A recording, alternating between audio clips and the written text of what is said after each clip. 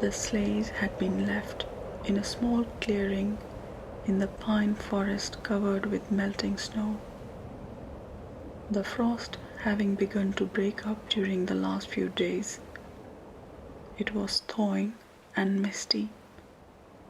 At 40 paces distance nothing could be seen. For 3 minutes all had been ready, but they still delayed, and all were silent. Hello, my reading loves. Welcome again. It's raining outside, but it's a very, very gentle, soft kind of rain. And today we have Pierre with us from War and Peace. Pierre Bezhukhov, do you know him? Yes? Yeah, he's a really good character, one of my most favorite characters indeed. And he is right here today. He just joined our club. Yes, he is in my good books now. And he came over to have a nice chat with us, and he is also letting us brush his face. So I hope you enjoy. Let's get started. Hello, Pierre. Thank you for coming over and giving us the opportunity to serve you by letting us gently brush your hair. Thank you for liking and subscribing to us. It really means a lot. Yes, it does. So I have a few different types of brushes, and I will show you these. So this one here is this soft fan brush. It's sort of very flat, but the bristles are kind of spread out like a fan. And there is this other one here, a kind of round, tubby kind of brush, you see, and it is also very gentle and soft. There is this slightly bigger one with this kind of shape for your jawline, or just to match the curves on the face. And again, very, very soft. Oh. And I have this other one, which is a slightly sort of slanting and soft bristles again. So, which one would you like me to use first? Show you a few more? Of course. I have a couple more. There is this brush, which is a bit more kind of defining, drawing kind of brush. And another one here. This is again with very soft bristles.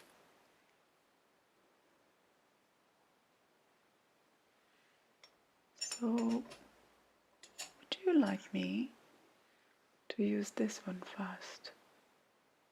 This to me sounds like a good one to start with. Okay, sure. So, let me just gently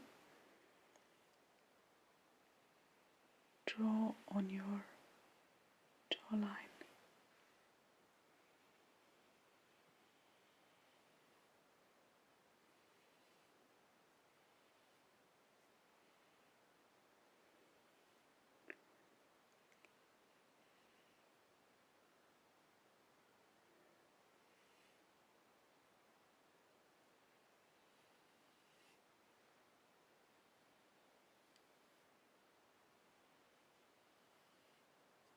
So, Pierre, my friend and I here would like to play a game with you, if you allow us. It is called Thy Amiable Cheeks. Wait, let me write it for you.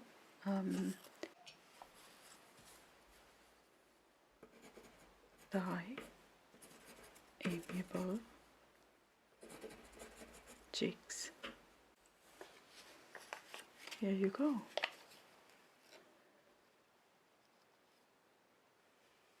You see, Thy Amiable Cheeks. And this name comes from Shakespeare's Midsummer Night's Dream. Oh, you want to know how to win in this game? Okay. Well, actually, it is a very, very different kind of game that you probably haven't played before, because you cannot win in this game. Yes. In Thy Amiable Cheeks, you can only do well, and once you have done well, you can only do better. Those are the only two outcomes of Thy Amiable Cheeks.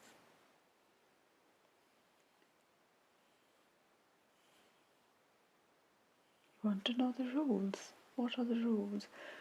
Well, there's only one simple rule, and that is you just have to relax and take it really easy. Yes. What does take it easy mean, you ask? What should you be taking easy? Oh, okay, well, sorry, you might not be familiar with this particular term, but we can explain. Take it easy means you take the complexity of life to be easy, and you try not to worry about anything, you know. You set aside all your cares and worries and problems, and you stay calm and you stay relaxed. Just take some rest and unwind. That's what it means to take it easy.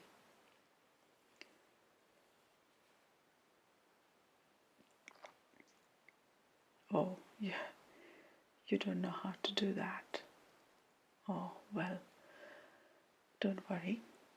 You know, a lot of people at first don't know, you know. But I think you can learn, you know, if you try.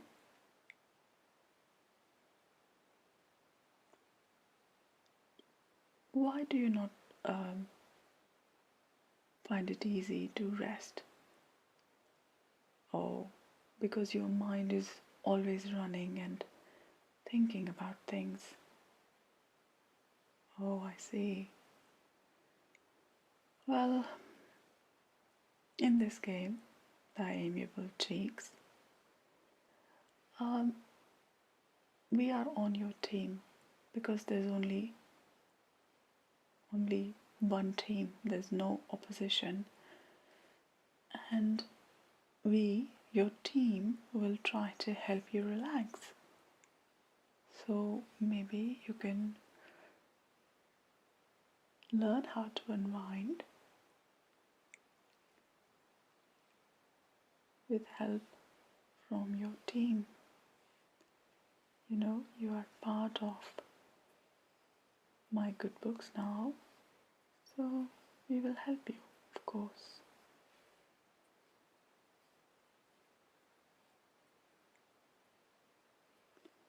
Are you liking this other soft brush? Oh, you have such nice hair. I never knew you had such nice curly hair. I thought, yeah, okay.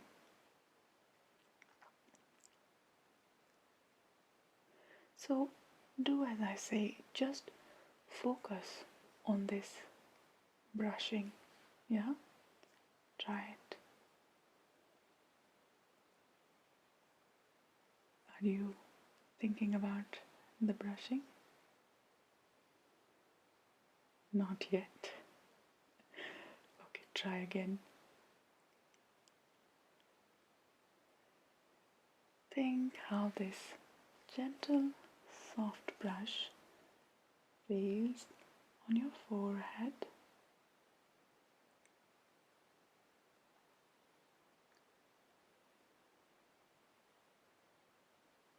on your temples,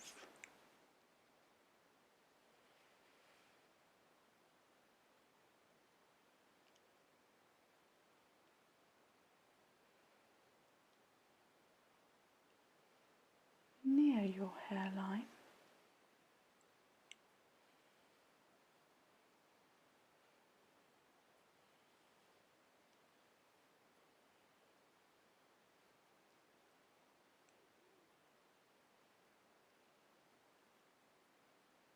In your hair. Are you focused on the soft brushing? No, no, don't lose focus. Think about this gentle brushing. Oh, how nice it feels in your hair and on your eyebrows. Oh, isn't that nice?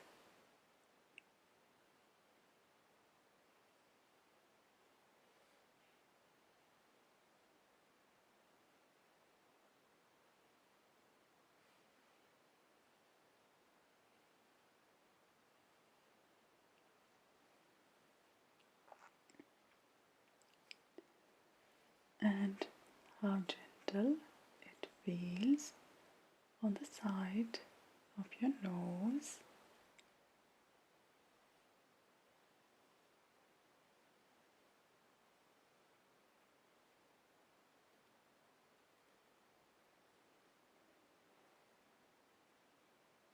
And on your earlobes.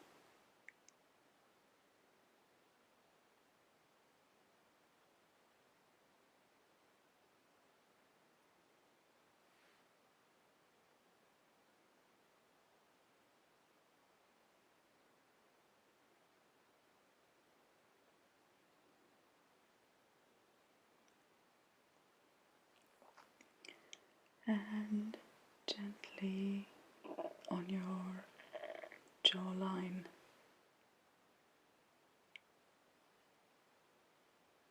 Oh, how soft and how relaxing it feels, doesn't it, Pierre? Jawline and the cheeks.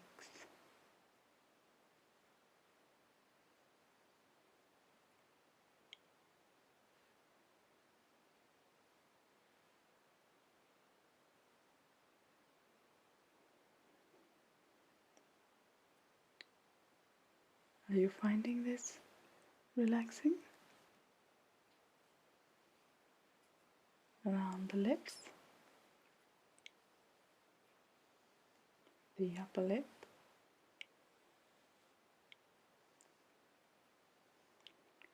soft, soft brushes on your face.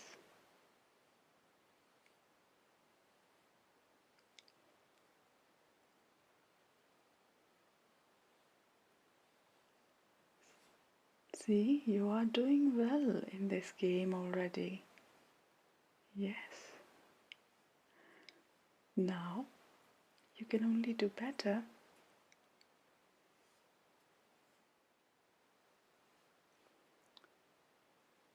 Oh, okay. Your mind is still running and you're still thinking. That's perfectly fine. I think that's just natural, isn't it? Yeah.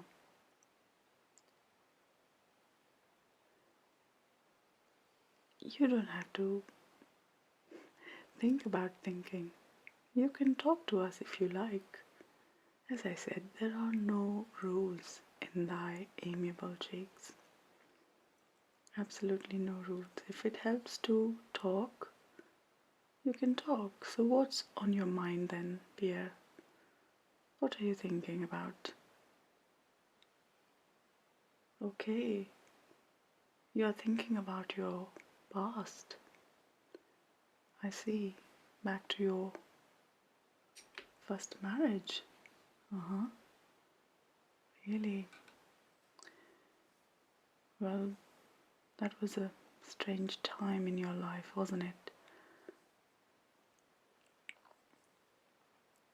When you were married to your first wife, what was her name again? Helene. Oh yes, Helene. She was very beautiful, wasn't she, and charming. But she wasn't suited to you, to tell you the truth.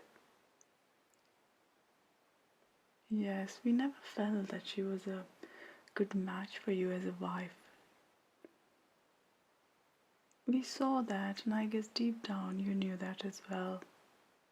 Yeah. Oh, yes. That was a rough night, wasn't it, Pierre? We remember that night. You had an argument with Elaine, and you gave away everything and you left for Petersburg. That was a very bold move. Yes, must be very stressful. Of course.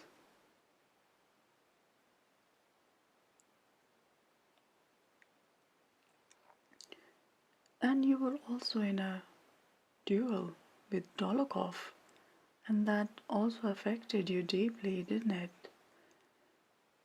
You felt pushed to the edge. Oh, so sorry to hear that. Yes, we were sorry to hear about it then, and if it affects you till now, then yeah, it's really not good to go through those experiences, isn't it? At the time, you felt like you were forced into this marriage with Elaine. Okay. And has your opinion changed now? Okay. Now you think you had your share of responsibility. Okay, well, it's really good, Pierre, that you are um, thinking about your own responsibility in your life.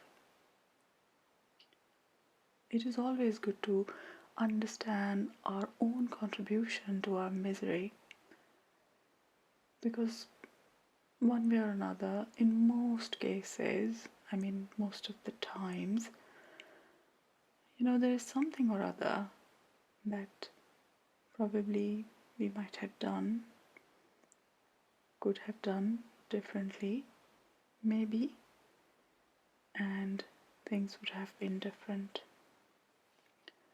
But then again, sometimes things are beyond our control.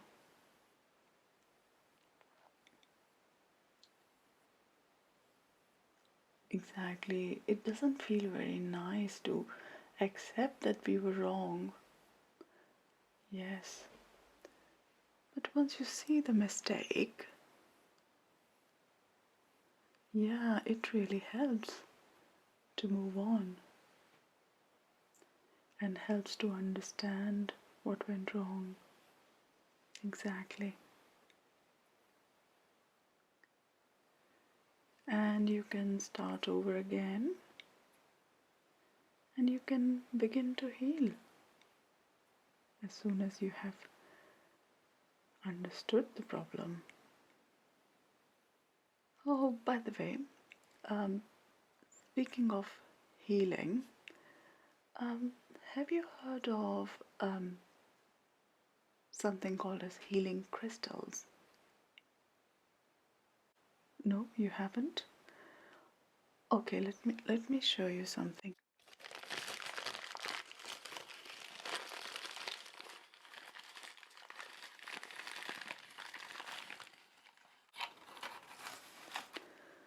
So, a friend recently sent me these,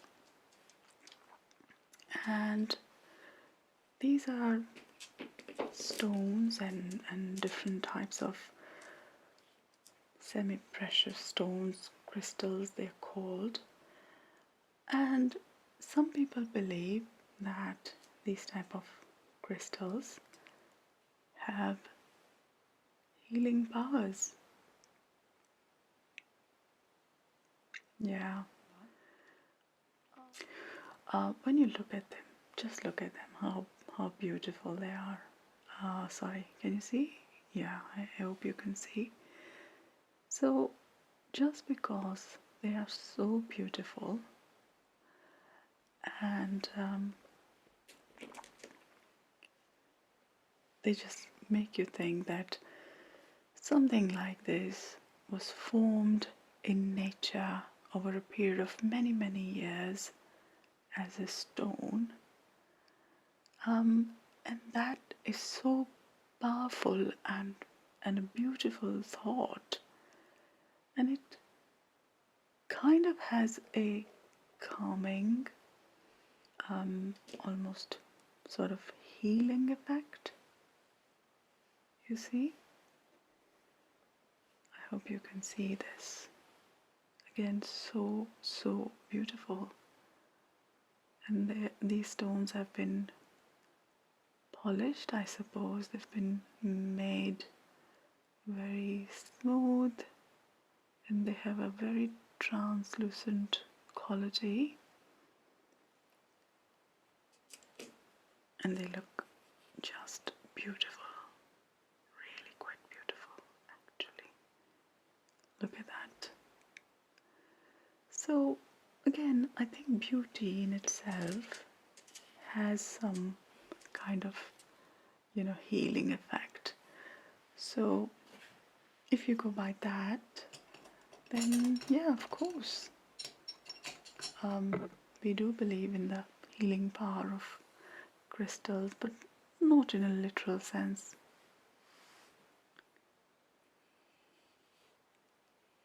All right.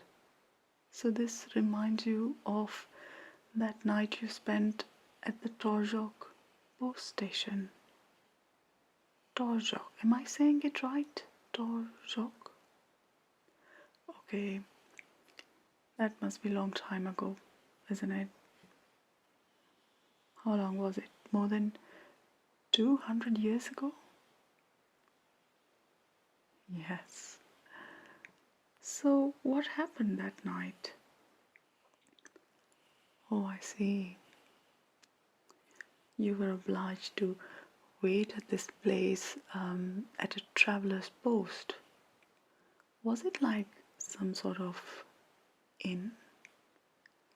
Like a place where travelers can rest? Wait, I think we have some pictures that I can show you, which might be giving us, a similar idea to what you're talking about.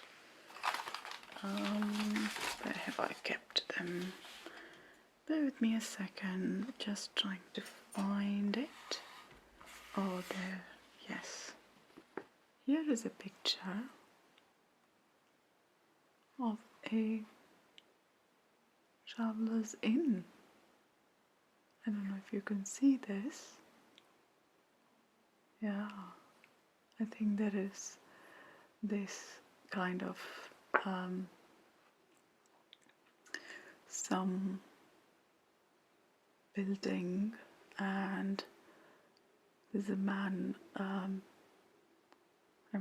could be postmaster himself, and some travelers, it seems, and some horse cart, and look, two magpies. Yeah, I think somewhat similar, if not exactly this. Could be this. Travelers in the post, maybe. Okay, so you were in this sort of place, okay? You were waiting for horses, before you could continue your journey to Petersburg. Okay, tell us a bit more about that. What happened then? There were no horses, or you thought the postmaster would not supply them on purpose? Oh, that's not very nice of him. Must be so inconvenient for you. Oh, you think you used to be mistrustful of everyone when you were younger in those days? Aha. You used to doubt almost every person. Oh, well, that's not a good feeling, is it? To be doubting every person, or a lot of people, or every other person. Yeah, it's not a good feeling to be mistrustful. Okay, you remember there being a leather sofa and a round table, and you sat there and you began to think. Oh yes, of course, you like to think. And the valet was trying to make you comfortable. Oh, that was nice of him.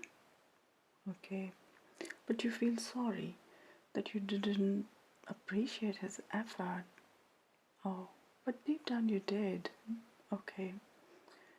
In fact, there were other people there at, at the post that night, like the postmaster's wife and a peasant woman selling Torzhok embroidery.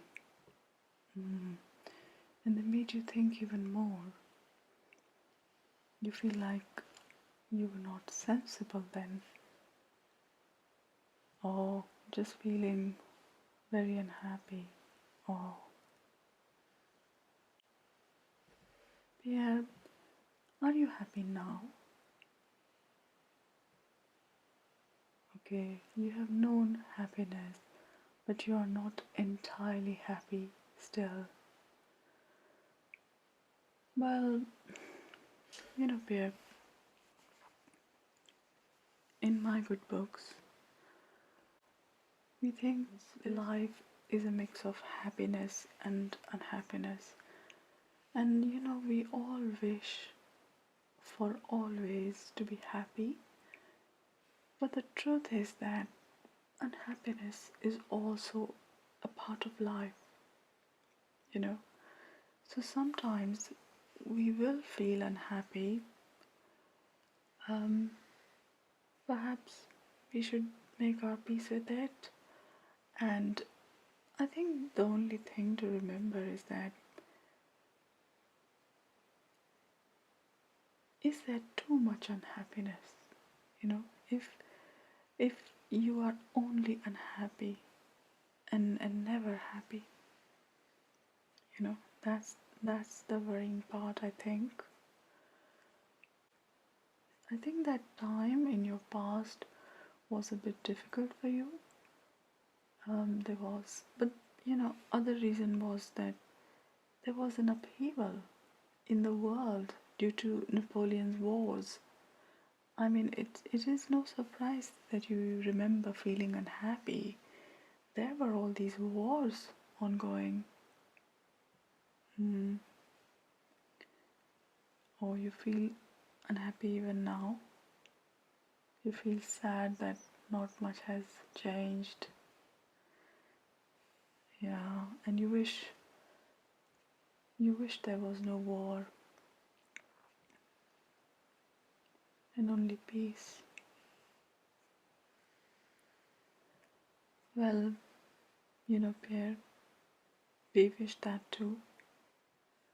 But, today, in this moment, we are blessed, very blessed, that we are here and we are in this position that we are playing the amiable cheeks. So let's be very, very thankful for it.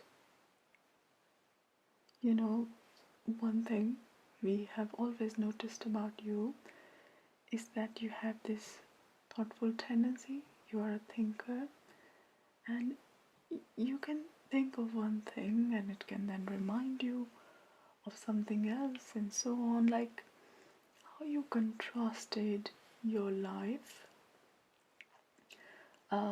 with what mattered to that peddler woman, or to the postmaster, and the woman selling her embroidery that night, and you thought about their cares and worries. You could feel all of it. That's a remarkable quality. You are not only a thinker, but you also feel for other people, and you have the feeling aspect also. What you were feeling and thinking at the time, these thoughts, this was related to existentialism. Yes, you were going through an existential crisis, only you didn't know this term, because this term was not known yet. Yeah, it's called existentialism. Wait, let me write it for you.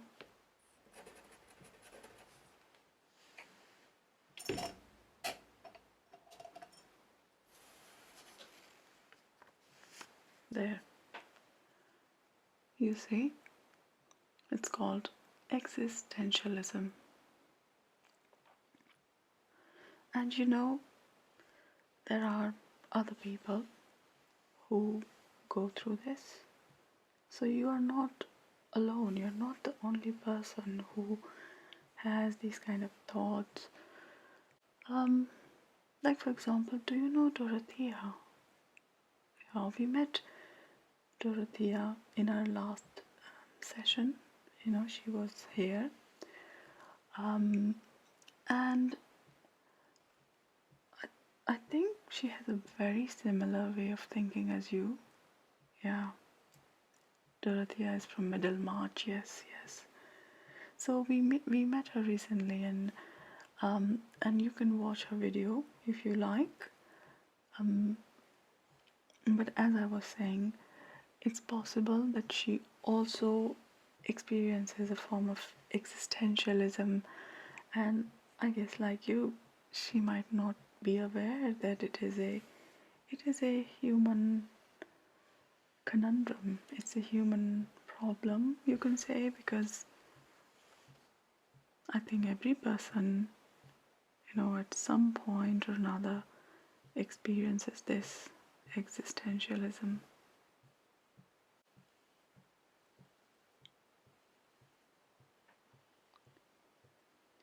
But why don't you continue your story about that night? So then what happened? Okay, you read a half-cut novel by Madame de Souza.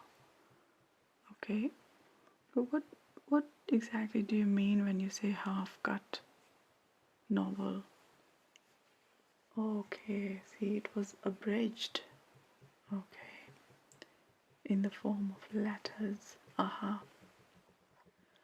Okay, there was another gentleman with his servant who was also detained. See, you remember his looks? How did he look then? I see, he was a Short, large-boned, yellow-faced, wrinkled old man with grey, bushy eyebrows. So did this other man talk to you?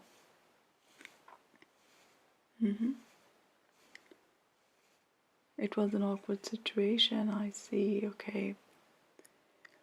And you were surprised he knew who you were.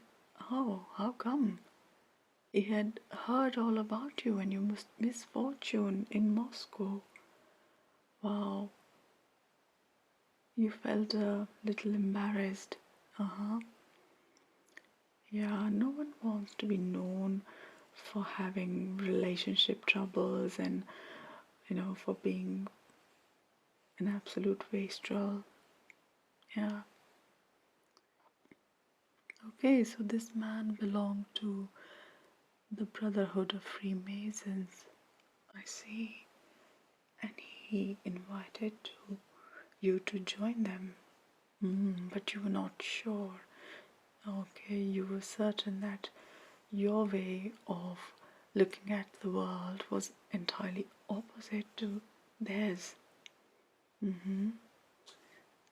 That you shall not understand one another. Okay.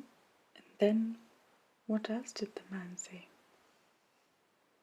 He told you honestly and frankly that your view of life was a regrettable delusion. Oh, even though you didn't want to be so bold. But seeing as he was being so bold, you replied to him that you supposed him to be deluded. Wow. Hope no one challenged anyone to a duel as a result of this insulting exchange. He said something about people not knowing the truth by themselves. And mentioned the importance of collective effort to build understanding and maintaining historical continuity to deserve what God has given us. Okay. Oh, very philosophical, this man, isn't it? Do you believe in God, Pierre? Oh, you had a very different philosophy back then. Okay. At the time, you didn't believe in God, and you told this man that you didn't. Okay, so what did he say in reply? He looked at you, as if you were very ignorant. Oh dear. And mentioned that your unhappiness was due to lack of understanding. Oh, I see. That must have felt a bit shocking because you had been thinking about being unhappy, you were unhappy, and just when this man arrived, yeah, and then talked about divine mercy and human ignorance and how we as humans think we know everything in whichever era we live in, actually. And yeah, that's true. We think we know best. But time and again, we are proven wrong. Maybe because it's not easy to understand the highest truth. Wow, those are some deep thoughts, though very philosophical conversation. You remember feeling mesmerized by this man's words. Okay. You are not sure if he actually convinced you of anything, but he managed to captivate you with his words and theories. Okay. Interesting. The man was trying to tell you that reasoning is not the only or the ultimate way of finding the highest form of truth. There is something else which leads you to it. But you found this argument hard to accept. Okay, I see. Well, Yes, we can understand why you could not believe it. It must have been a time when there was a lot of common interest in people about science, so you found it difficult to believe that science didn't explain everything, because there was all this belief on science beginning to grow, isn't it?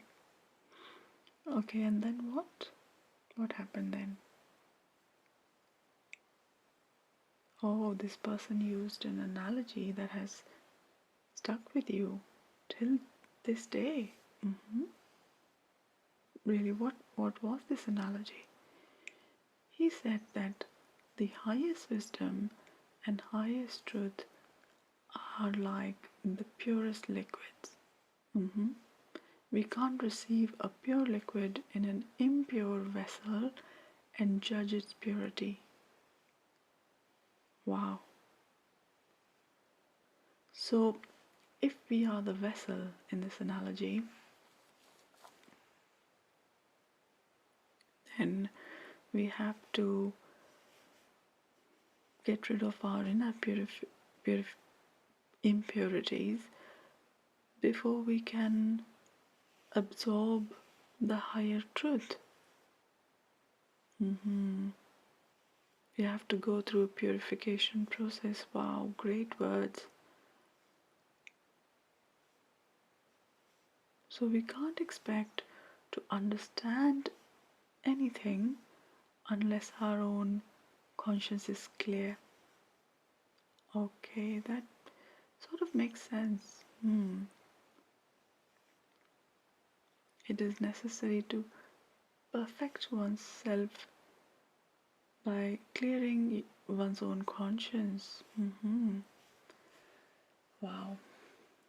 It seems like you had some really good discussion with this man. Are you feeling somewhat relaxed? Okay. Better than what you were feeling when we started. Well, that's good. So I hope you enjoyed today's session. And I request you to please like and subscribe to this channel, and see you next time. Bye.